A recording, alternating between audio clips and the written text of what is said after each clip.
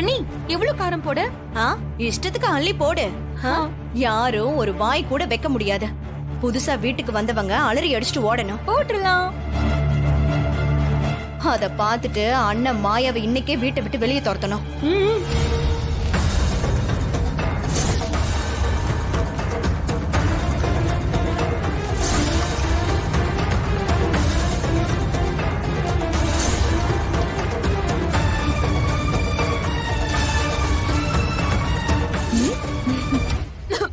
ஐயோ, வாயில வைக்க முடியல அண்ணி.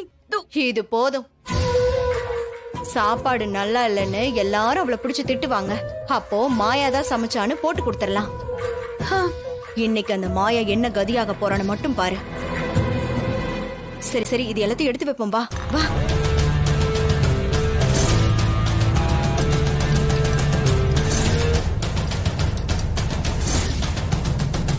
சார், நம்ம ஊர் தலைவர் ரகுராமன் இருக்காருல்ல, அவரு மருமகன் தான் சார் இவரு. அவரோட பொண்ணதான் இவர் கல்யாணம் பண்ணிருக்காரு. எத்தனை தடவை கேட்டும் அந்த தம்பி சொல்லவே இல்லையே. அவங்க குடும்பத்துல ஏதோ மனஸ்தாபம் போல இவரும் இவர் பொண்டாட்டியும் வீட்டை விட்டு தனியா வந்துட்டாங்க. ஏப்பா உடனே போய் கூட்டு வா. சரிங்க சார். தம்பி உங்களை ஓனர் கூப்பிடுறாரு, போங்க. சொல்லுங்க சார். தம்பி, நான் கடைசியா கேக்குறேன், உங்க மாமனார் யாரு, எந்த குடும்பம்னு சொல்லுங்க. நீங்க சொன்னீங்கன்னா நான் உடனே ஆர்டர் கொடுத்துறேன். எனக்கு கிடைக்கிற வெற்றி என்னோட முயற்சியில கிடைச்சதா இருக்கணும் சார். மத்தவங்க பேரு பெருமையெல்லாம் சொல்லி அது கிடைக்கூடாது. எனக்கு இந்த ஆர்டரை கொடுக்கணும்னு உங்களுக்கு தோணலன்னா கூட பரவாயில்ல, நான் வரேன் சார். இல்லப்பா, ஒரு ஆள் இவ்வளவு தன்மானத்தோடையும் சுயமரியாதையோட இருக்கிறத நான் இப்பதாப்பா பாக்குறேன். நீங்க ரகுராமையோட மருமகன் தானே?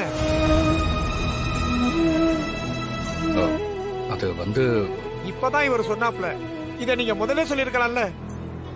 அவர்கிட்ட தான் நாங்க ஒரு புது ஹோட்டல் ஆரம்பிக்கிறது இடம் கேட்டிருந்தோம். இந்த ஊர்ல அவரை விட நம்பிக்கையானாலும் யாரு இருக்கா? அது எல்லாம் என் மாமா சேர்த்துக்கிட்ட பேரும் பெருமையா தான். எனக்கு அதுல எந்த பங்கும் இல்ல சார். தம்பி, இந்த ஆர்டர் உனக்கு தான் சார். இது வந்து மாமனார் பேருக்காக கொடுக்கலப்பா. அவர் பேரை சொல்லியிருந்தா உடனே கொடுத்திருப்பேன் தான். அது உங்களுக்கு தெரியும். இருந்தும் மத்தவங்க பெருமையை சொல்லி வாய்ப்பு கேட்க கூடாதுன்னு நினைச்சீங்க பாருங்க.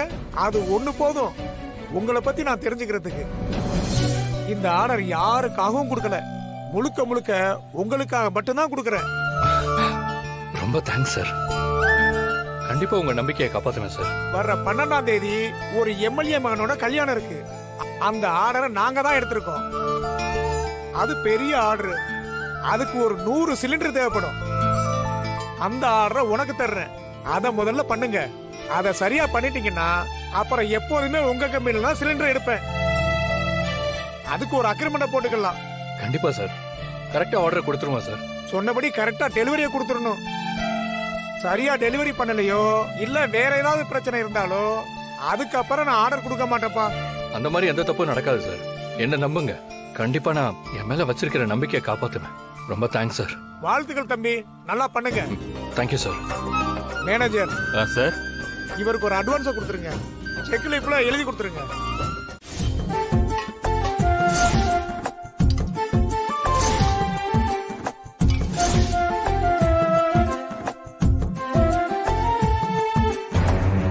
அண்ணி, இவங்களெல்லாம் பார்த்தா பாவமா இருக்கு.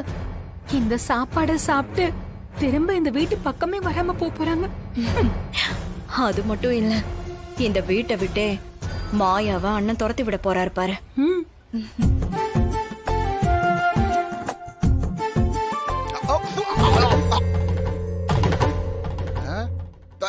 என்ன இது பொரியல் இவ்வளவு உப்பா இருக்கு? சாப்பிடவே முடியலையே.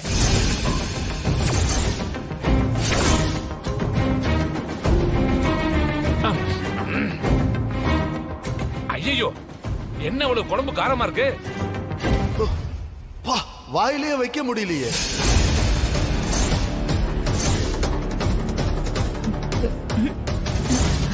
ஐயோ, என்னது இது? உப்பு காரம் எல்லாமே அதிகமா இருக்கு.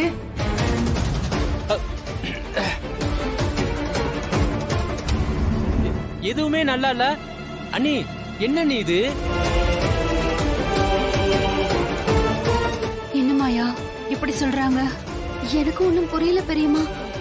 ஐயா இத சாப்பிட்டா இன்னைக்கே உயிர் போயிரும் போல இருக்கே. ஸ்வீட்டியா சாப்பிடுவோம். மாமா என்ன? ஐயோ ஸ்வீட்ல யார் இவ்வளவு உப்பு போட்டது? ஜானகி அம்மாவோட சமையலை பத்தி எப்பவும் நீங்க பெருமையா சொல்லிக்கிட்டு இருப்பீங்க. நாங்களும் அந்த நம்பிக்கையில தான் சாப்பிடலான்னு வந்தோம். இது என்னையா சாப்பிட்டு பார்த்தா இப்படி இருக்கு? என்னையா அது? வீட்டுக்கு கூப்பிட்டு இப்படி ஒரு சாப்பாடை போட்டுட்டீங்களே. மன்னிச்சிடுங்க, ஜானகி சமையல் நல்லா தான் இருக்கும். இன்னைக்கு என்னாச்சுன்னு தெரியல. என்ன ஜானகி, நீ சமைக்கிறத சாப்பிட்டா இன்னைக்கு முழுக்க ருசி நாக்கிலேயே இருக்கும். இன்னைக்கு வாயிலே வைக்க முடியல. இல்ல அத்தை, அது என்னாச்சுன்னு தெரியல. என்ன தெரியல? வீட்டுக்கு வந்தவங்களுக்கு இப்படியா சமைச்சு போடுறது? உப்பு காரம்னா கொஞ்சம் அதிகமா இருந்தாலும் பரவாயில்ல. இது என்னடானா வாயெல்லாம் எரியிற அளவுக்கு இருக்கு அண்ணி.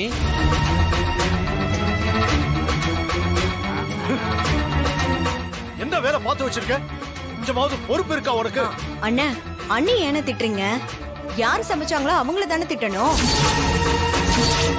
ஏய், தங்கச்சி தானே இந்த வீட்டுல சமைக்கும். ஆனா இன்னைக்கு சமைச்சது அக்கா இல்ல, ஏதோ மாயாதான்.